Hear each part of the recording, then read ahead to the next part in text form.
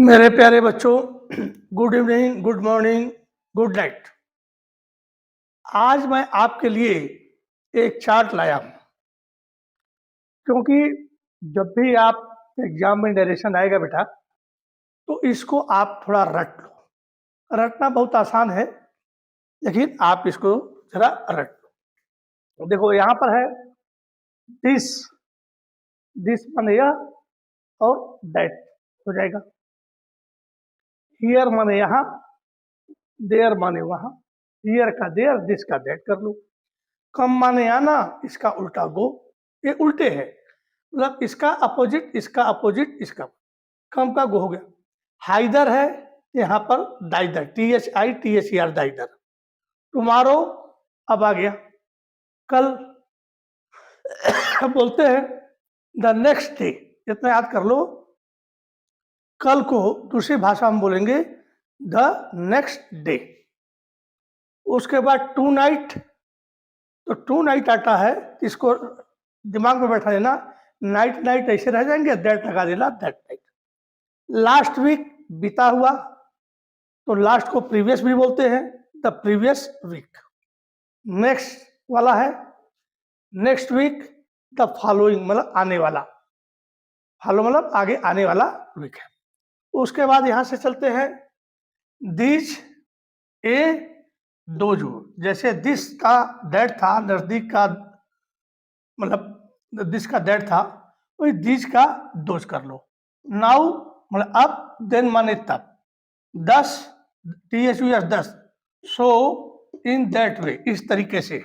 Hence thence, today that day, yesterday the previous day, last night बीता हुआ, previous night, और last month the previous month. ये chart यदि आप रट लेते हो, तो यदि आपको ये दिखाई देता है और ये दिखाई देता है, तो ये इसमें कन्वर्ट हो जाएगा, ये इस कन्वर्ट। लेकिन यदि ये आता है और यह आता है, तो कोई चेंज नहीं होगा। जैसे that, this, before, earlier, go, thither, the next day, that night, the previous week, the following week, those, then, so, in that way, thence, that day, the previous day, the previous night, the previous month.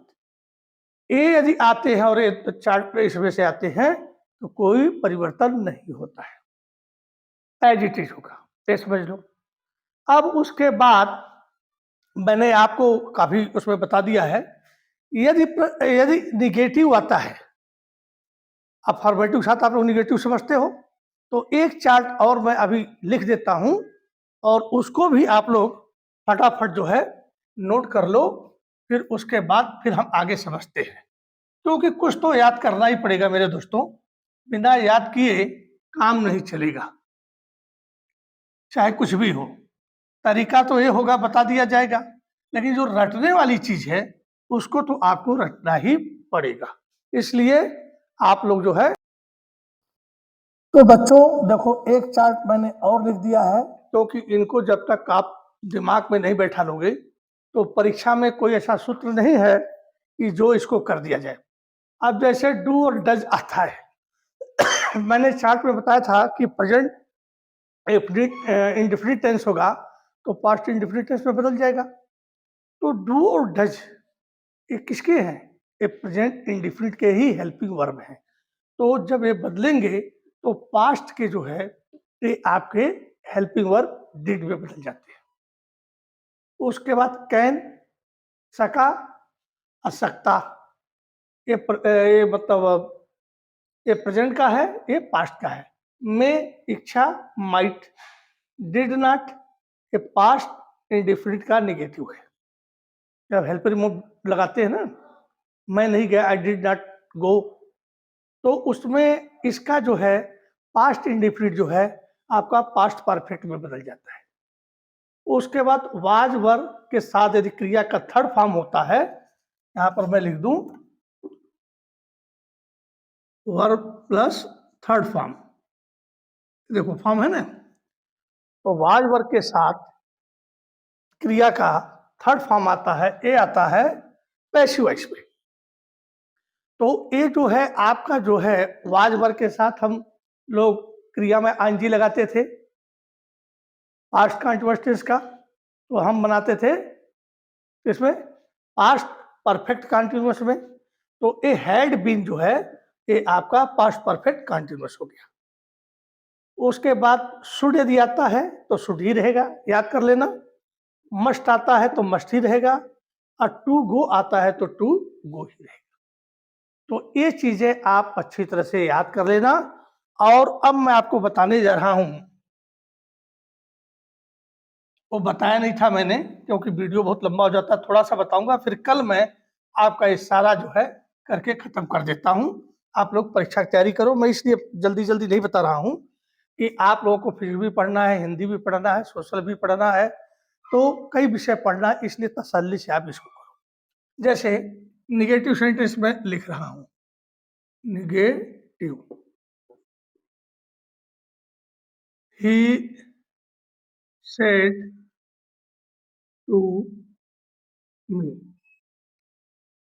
कामा इधर I do not go, ये हो गया। अब क्या है कि ही said to मी, उसने मुझसे कहा मैं नहीं जाता हूं, इसका यही होता है।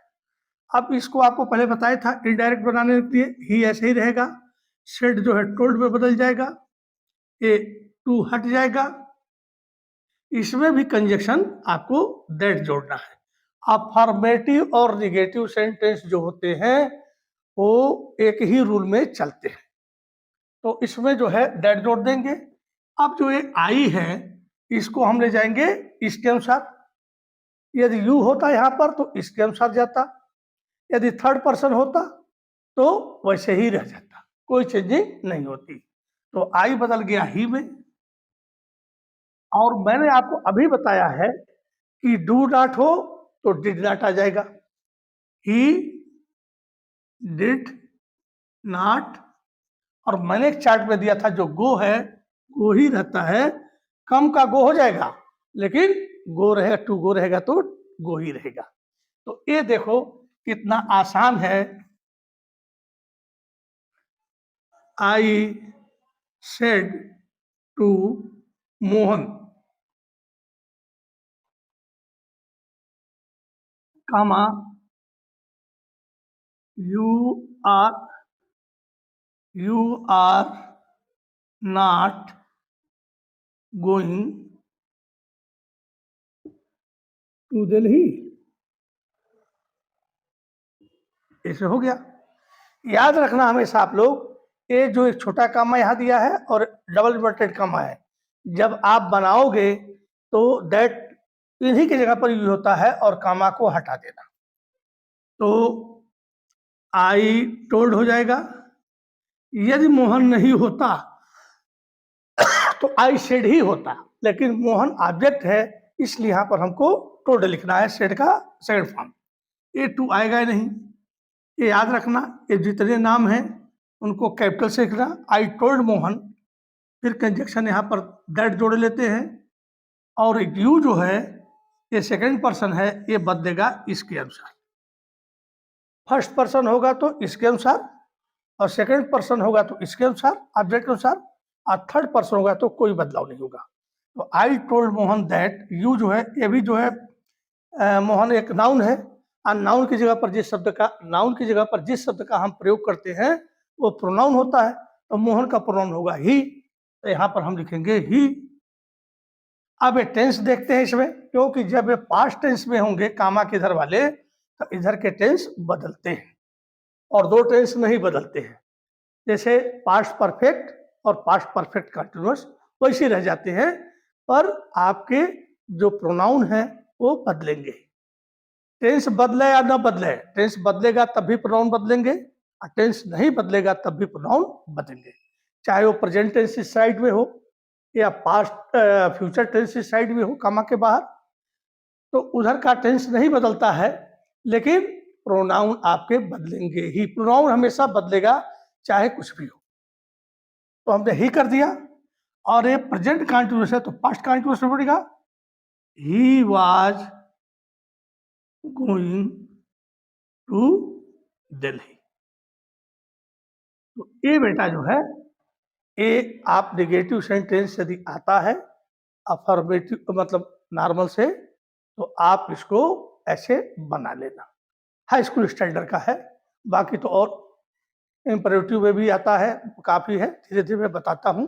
लेकिन मोटे तौर पर कल मैं सोच रहा हूँ कि इसको ख़त्म कर दूँ, फिर एक्टिव से पैसिव आप लोग को बताऊँ। बाकी कोई प्रॉब्लम होता है तो मुझसे आप पूछ सकते हो फ़ोन करके के। ये मेरा नंबर है 9026111876, ये मेरा मोबाइल नंबर है। तो अब इसमें तो डाउट है नहीं। मैंने यहाँ देखिए फर्स्ट पर्सन का भी कर, अच्छा एक और लिख देता हूँ।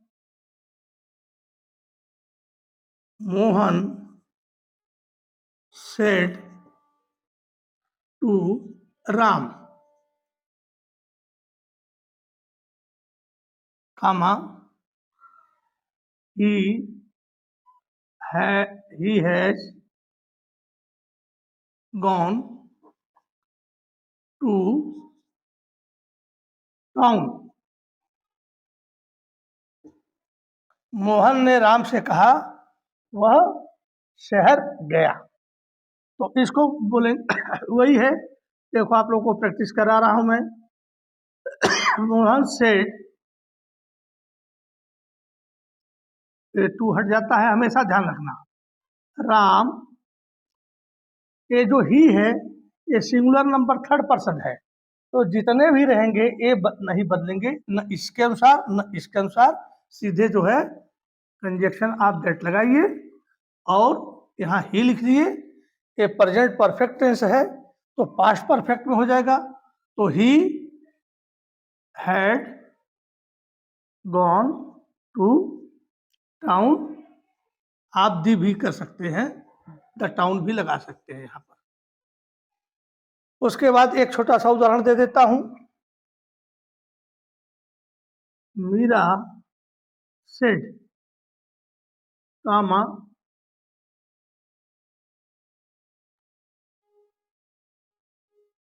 Mohan had gone to Delhi. देखो बेटा ये कामा रहेगा, तो अब इसको बनाएंगे मीरा, इसके आगे ऑब्जेक्ट है नहीं तो सीधे सेट कर देंगे। मीरा सेट दैट, ए मोहन नाम नहीं बदलता है, थर्ड पर्सन नहीं बदलता प्रोनाउन, और नाम नहीं बदलते हैं। तो मोहन, अब ये पास्ट परफेक्ट का है तो पास्ट परफेक्ट से बदलता ही नहीं है, तो मोहन सेम आ जाएगा हैड गॉन टू दिल्ली। तो फुल स्टॉप कर देना है पर। तो देखो आपका जो है मोटे मोटे तौर पर अभी इसमें थोड़ा सा रह गया है इंट्रोगेटिव। कल इंट्रोगेटिव मैं आपको बताऊंगा क्योंकि लंबा वीडियो हो जाता है, फिर आप लोग देखते नहीं हो। तो इसको आराम से देख लो। इसकी यदि आपके पास कोई बुक है ग्रामर की तो उससे प्रैक्टिस कर लो, और बाकी तो मैं बता ही रहा हूँ, सूत्र बता दिया, नियम बता दिया, चार्ट बता दिया, इसको आप लोग कर लो। इसी के साथ जय हिंद, जय भारत, वंदे मातरम। थैंक यू दोस्तों।